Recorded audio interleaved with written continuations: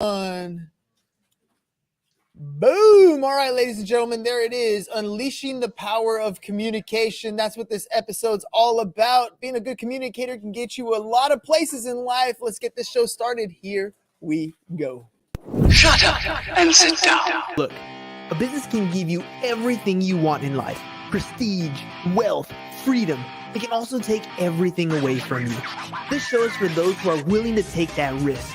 These are the real life stories of entrepreneurs. But before we start, I have one small favor to ask. Please leave a comment.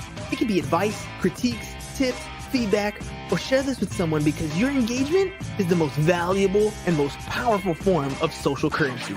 So thank you, and welcome to another episode of Business Bros.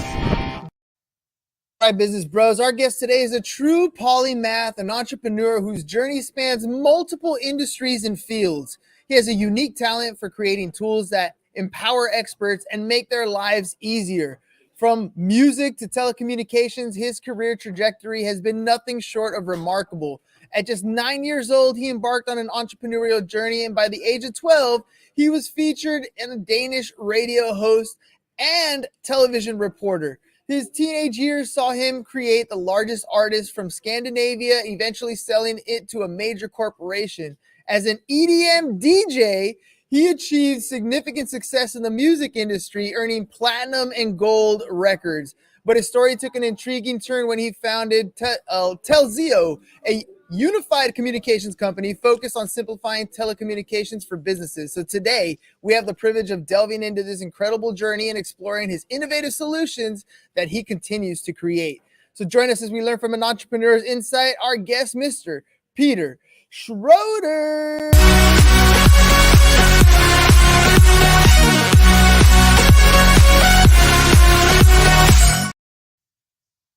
Peter, welcome to the program, man. That intro right there made me miss DJing. I was right there for just like 5 seconds.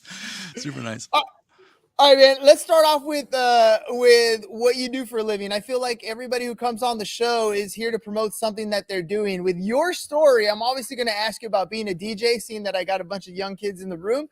But what do you do for a living now? What is it that you get paid to do? Good question. I don't even know that myself.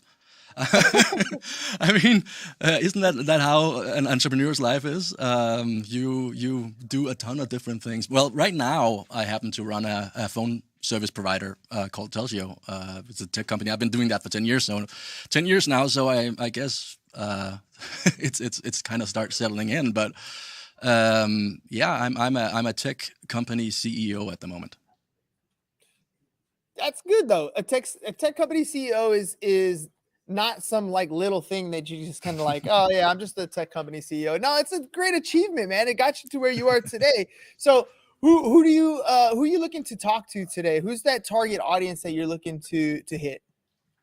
Well, besides just being here because I actually like talking to other people like this and hearing other people's stories and stuff.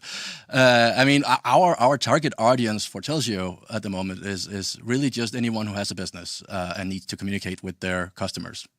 And that's pretty much all businesses, right? Like if you have a business, you need to talk to your and be available. Our company or our service really spans pretty widely. So we have customers that are one or two people startups, and then we have customers like Facebook, Samsung, Google, Lyft, Airbnb, and so on. Those are huge discrepancies. Everybody from the little guy all the way up to the big mammoth whales. These guys are big companies that you're working with.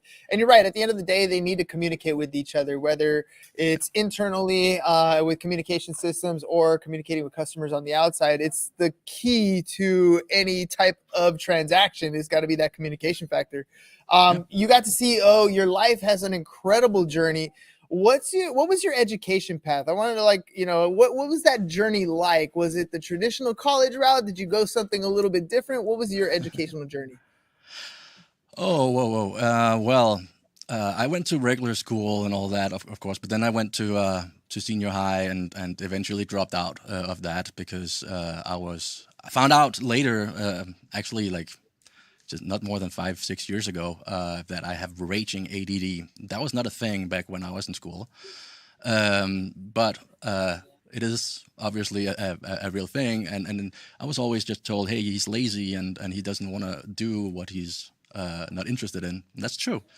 But I'm not lazy. I work 16 hours a day when I'm interested in something, right? So I dropped out of school and went on tour with my first band in Germany instead. And then eventually, because my mom twisted my arm, she forced me into to going to college and getting some graphic design degree there. So I did that later on, but yeah, I was just over school at some point.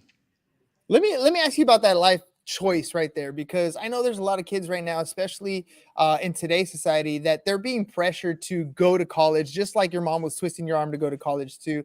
And that might not always be the best route, especially early on. And with the cost of what it is today, to kind of go to college and figure it out could be really expensive, especially if you don't end up using that degree for anything relevant. You took a passion course. You decided to go on a different route. Any regrets or any experiences that you're able to take out of going that way? No regrets at all. I'm happy I did it, but I would say I'm different from most people. I tolerate a lot of risk. If I go into something, I go full on, and it's literally full on. I've been evicted from apartments 3 times because I couldn't pay my rent because I went full on with whatever I was doing at that point of time. I'm lucky later on that after I started Telzio, or before I started Telzio, I met Diana, my wife, who's really good with managing business and money and these kind of things. So she can kind of keep track of me and make sure that I don't go completely overboard. But I'm a full on person, and I feel like that's probably why it worked out for me taking the passion route. You know, like if you have that ability to really just invest yourself 110%. That might be a good idea to do, or that might be a way to go. But I wouldn't recommend it, really, honestly. It's a rough life, especially in the music industry. Going that route, it's really hard to make it, and you're going to be broke most of your life until you maybe, if you're really, really, really lucky, get a chance of making a little bit of money. Well, let's talk about that entrepreneur journey, because in your bio, I read about you starting off when you were 9. You had some success by the time you were 12. You ended up doing the whole DJ thing. So maybe you weren't rich, but you made enough to survive and get through it. Mm-hmm. How did you get started as an entrepreneur? What was that bug that bit you and you were like, this is it, this is what I'm doing? I don't think I've ever been consciously aware that I was an entrepreneur per se, or I just always start projects, and I wouldn't say businesses. Businesses just kind of happen because that's part of a project sometimes. But I really just often get interested in something and really just want to work with that. And that happens to be often tech related, internet related, or music related. And then sometimes, there's an opportunity to make money. For example, with Telzio, there's a way that can actually be a sustainable business. Music, maybe not so much, but that's fun. Eventually I started a record label, and that was really just because I saw that, hey, I can release music the same way as the label that released my music. I could do the same thing myself. So why am I not doing that? And it looks like it's fun to work with on a daily basis instead of just only working with music, when you're in the studio or on tour. I could also do it in the mornings and stuff like that, right? So that happened to become a business as well. But I wouldn't say necessarily I'm an entrepreneur just to be an entrepreneur. I just happen to throw myself into projects. Yeah, well, sometimes those projects kind of fall in your lap, right? I don't know about you, but for me, sometimes an idea pops in and I can't get it out of my head. Like, that's all I'll be thinking about the whole time. And so I kind of got to work it through to see what happens. Yeah. And then something develops from there. And then before I know it, I'm like, do I really want to keep this thing going, or do I want to just kind of throw it out to the, I did what I needed to do. I'm off to the next, right? Let me ask you a question, because you said earlier that you wouldn't wish that entrepreneurial journey on anyone. And I know from my own personal experience, I get it. It's a ton of work, and it's not what you think it's going to be when you first get into it. But there are people out there who want to get started. Maybe they want to quit their job, get rid of their boss. They don't realize that they're going to have a ton of bosses afterwards. Or maybe they have an idea like you and I were talking about, a project that seems to be going in the direction of starting a business. What advice would you give to somebody who's just getting started? Be naive and stubborn. That's the two things that really just work for me, have always worked for me. I'm incredibly stubborn. If someone tells me you can't do that or that's not going to work, I'm going to make sure that it's going to work, and I'm going to make sure that I can definitely do it. I'm like P.B. Longstockings. He has a quote. He says something like, I've never done that before, so I'm sure I'll be good at it. That's how I live my life. So be stubborn, and then be a little bit naive. I mean, like I said, people will tell you that this is not going to work. This is a bad idea, and of course you got to have some sort of sense of real world happening around you. But at the same time, I mean, realistically, who should start a phone service provider or a phone company and compete against AT&T, T-Mobile, Verizon on a bootstrap budget? We cashed in my wife's 401k to get started. I mean, we were broke when we started out. Who does that and think you can compete against those guys? Well, I mean, if you're a little bit naive and believe you can, and you can actually make a better product, and at the same time, you think you can, you're stubborn enough to keep going and making sure that it actually works and work those 16, 18 hours a day for the next 5 years until it starts paying off, then and you're fine with being broke while you're doing that, then definitely go do it. Yeah, that's I get it. Somebody told you couldn't do it and you had to prove it to them, right? You had to show them, no, I'll show you I can do it. Yeah, it's your favorite word to say, right? I told you so. Yeah, all the time. I saw a car the other day that had a license plate that said something like "Told you so" or something. I was like, that's brilliant. I love it. Told you what was it? Yeah, I told you could. All right, well, let me ask you about mistakes, right? Because at the end of the day, when you start a project, when you start a business, nothing goes according to plan. It hardly ever does. You have a plan, and that's good to keep you focused on where you want to go, but nothing ever works out that way. What are some of the biggest mistakes you've made, and what lessons did you learn from them? Well, obviously, I said before, I've been evicted from places and have to move home. That was before I had real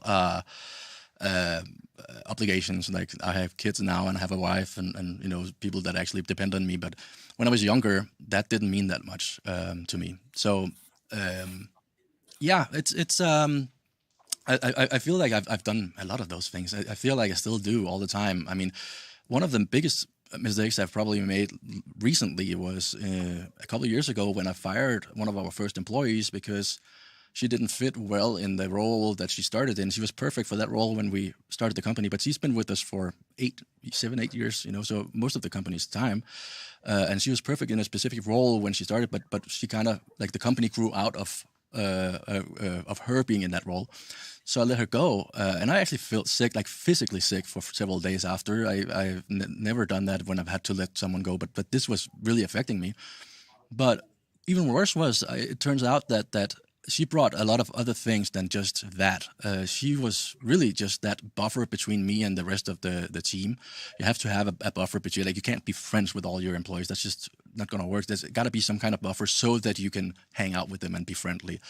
And she was that buffer, and she was really the company culture. She was the one making sure that people were in the kitchen singing karaoke in the afternoon and having beers and stuff like that. Like, she created the whole culture, and that just went away when she left. So that was a huge mistake, and a year later I had to just come on my knee and offer her double the salary and asking, hey, I have a better fit for you. Do you want to come back? And I actually did have a better fit. Like, we actually had a role that she fit perfectly in, that we didn't have back then though. But just turned out to be perfect fit, and at the same time, she knew everything about the company, and then she came back and just created that culture right away. So letting her go, that was definitely one of my biggest mistakes. But you made up for it. You brought her back, man. You brought her back, doubled her salary. I was lucky. I was lucky. She could have been gone, but you got her back. So that's definitely good. Can you tell me some case studies, some examples of when you were growing your company, maybe it was at the beginning? How did you compete with the big guys? What were some of those victories that you had that kind of catapulted not only your confidence, but your business to that next level? Baby steps. So when we first started out, I really created the platform. I coded most of the platform in the beginning for myself, and I actually coded it for myself. I had another project I was working on. I needed a phone system, so I couldn't find anything good, so I just started coding it myself. And that turned out to be a product that could be sold, right? So, which means it was very limited features in the beginning. It was only targeting small businesses, startups, and stuff like that. But as we got more and more customers, we added more and more features, and they asked for bigger features. And every time we did that, we would attract larger customers, and so on and so on.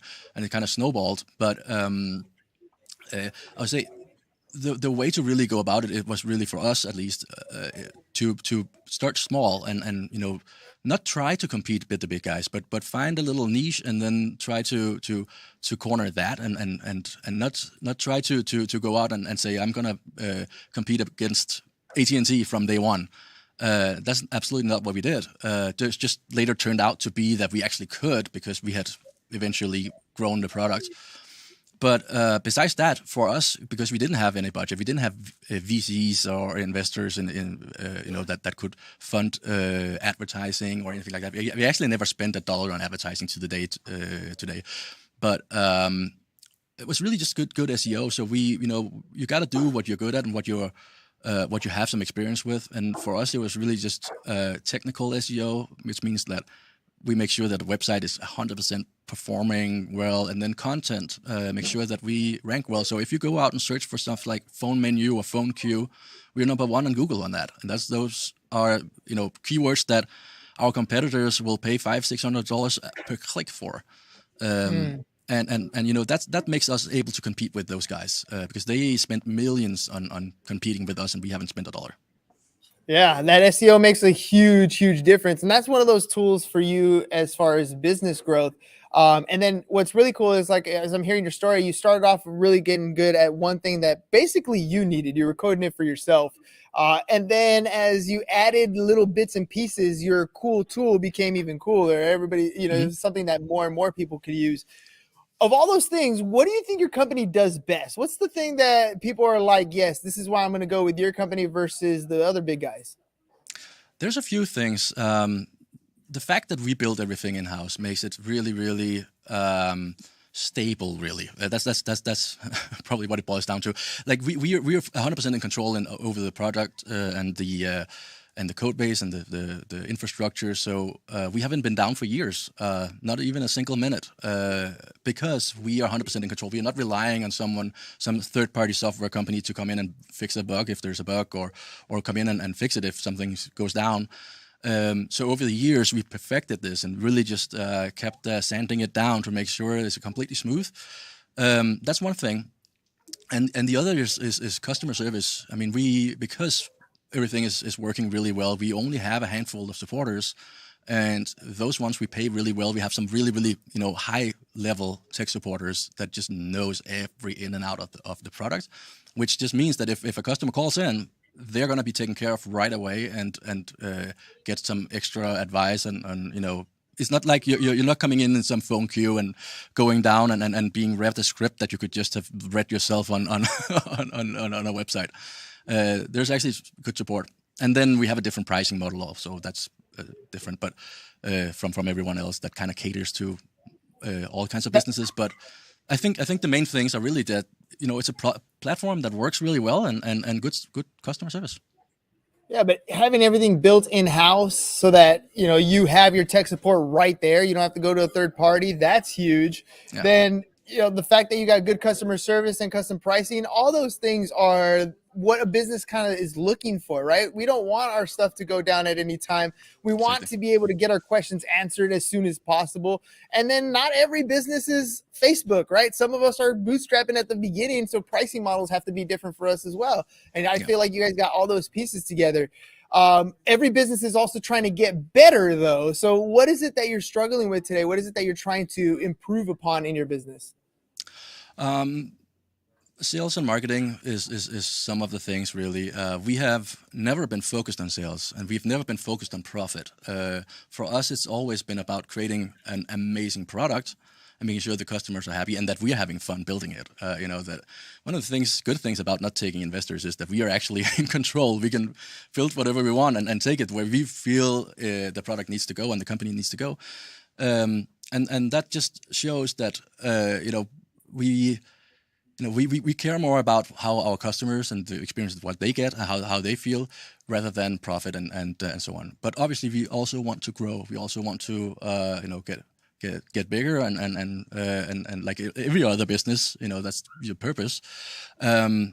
So we're starting to focus a lot more on making sure that we sell properly and that we have the correct funnel, we convert and all those things. Not necessarily trying to impose anything on someone, but making sure that the ones that actually come to us also get the information they need and that they get taken care of, and that we at least pick the apples that are right in front of us.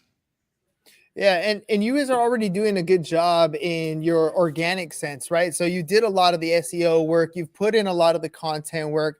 Now it's just kind of like those are the people who have come to the table and kind of fallen off the side. You didn't have some of those things in place, but as soon as you implement some of those processes and procedures, whether it's follow-up campaigns, email campaigns, or whatever it is that you need to implement into your practice, I think it's going to make a huge difference. Your customer conversion rate should go up because these people are already finding you. Life happens, right? Like you're like, oh, I need to look into that. And then your kid starts crying and then you forget about doing what you needed to do. So having those marketing pieces in place are going to definitely help increase that bottom line. And with the customer service stuff that you guys got, it's definitely going to be something that people are going to want to look into. You're the CEO. You got no investors to answer to, no shareholders that you got to answer to, maybe a few private ones maybe, but no VCs in the big case. So you get to guide the ship wherever you want to go. And part of that CEO's role is to have that vision of where you're taking this company. You went from, I'm going to tell you I can do it, to now you're a big competitor in the space. What's the vision for the future of your company? Where are you guiding the ship? Well, I like what you say about vision and being a CEO, because a lot of people think leadership is about managing. There's a huge difference between managing and leading someone, which is something I've realized recently, because I really hate managing. There's nothing worse to me than telling someone what to do. I'd rather that they can just pick it out of my brain and go do it without me having to say anything. That'd be amazing. And I kind of have a team like that now, but that took me 10 years to put together, finding those right people. That's also why we are, like, our headcount in our company is much, much smaller than our competitors with the same amount of customers. So for me, it's really about, making sure that you can get your team on board with your visions. And I have a ton of those, and learning how to communicate that's obviously always a challenge. But at the same time, I feel like if you are passionate and if you really believe in something, then you can also get people on board with it, and that's leadership to me, at least. And our team is dedicated. I mean, we have some of the best people in the industry, and they are just on it. Like they love what we're doing, and they're completely following this path that we're on. And we have a lot of things coming, and obviously there's a lot of stuff with AI that we've been preparing for many years now, actually, but finally ready to release. And we have a lot of other products around, not necessarily just being a phone service provider or text messaging and these kind of things, but also providing communications in pretty much all other platforms, and kind of merging it in one place. So we have a lot of interesting things coming, and that's also what I really love about this, and probably why with Raging ADD I've still been able to be in this position and being, running this company for 10 years now. That's a record for me personally. It's really that this space is never ending. There's always something new you can build for communications. Like there's always a new feature, new product, new something. It's always going to be fun. At least it keeps being fun for me. So, yeah. Yeah, that ADD is raging, and you can't help it. The project pops into your head, and you're going to have that passion behind it. And as a CEO, now all you got to do is direct the ship. So now your project is going to be where the company is going. It turns into an actual product, and now your company's doing a little bit better because it has something else that it can offer its customer base. Man, Peter, you've been a great guest today. Thank you very much for coming on the show today. If people want to reach out, they want to find more about you, more about your companies, where can they go to get that information? So the company Telzio.com, and I would just recommend just going there and clicking that little free trial button. That's our best sales technique, really, because it's very intuitive, very easy to use, and it's actually kind of fun to play around with this platform that we built. It's kind of a drag and drop thing. So we have a crazy conversion rate once people actually sign up for a trial. Like you wouldn't believe me if I told you what that number is. So go please sign up for a trial on Telzio with a Z.com and try that out. And if you want to get in touch with me and have a conversation about anything, go to peterschroeder.com. There's just a few links to my social media and my email address and everything's right there. So please reach out. Love to talk. Thank you very much, Peter. Any final words to a class of 17-year-olds who are about to go into the world? Any last-minute thoughts to walk away with? Just have fun. You and also you are, 17. Holy, I wish I was 17 again. That was fun. And if you haven't already had the summer, that one summer, you're gonna have it very soon. There's, if you have had it, you know what it is. At least in a couple of years, you will. But there's gonna be a summer at some point that you're going to remember for the rest of your life. And once that happens, make sure you just take it all in. Soak it up, live life, because you only get one. And at the end of the day, no matter what you do in life, all you got are the memories and experiences that you've already had. So make the most of them. Peter, thank you very much for coming on the show. Appreciate you taking the time. Ladies and gentlemen. Oh, actually, I got one more question, kind of a selfish one. You've been probably doing a lot of these different types of podcasts, going from place to place. You've booked on our show. You saw our email sequences, follow-ups, and now you've recorded a full episode with us. What was your experience like with the Business Bros? Oh, I like this. I like this format a lot. I like this little bit more fast-paced and conversational style. I like that a lot. This was great. It was a great experience. Perfect. Thank you very much. All right, ladies and gentlemen, one more time, website scrolling across the bottom, Telzio.com, Telzio, Telzio.com, or you can find Peter on his own websites, his first and last name, Peter Schroeder.com, peterschroeder.com if you want more information. Peter, thank you very much for coming on the show. Ladies and gentlemen, we'll catch you guys on the next one. Peace. And we're out. It's over. Go home. Is your business in need of marketing? Try starting a podcast. But not just any podcast. Podcast like a pro. We can show you how to take your business from being invisible to becoming a brand people trust. Go to www.businessbros.biz to get started today.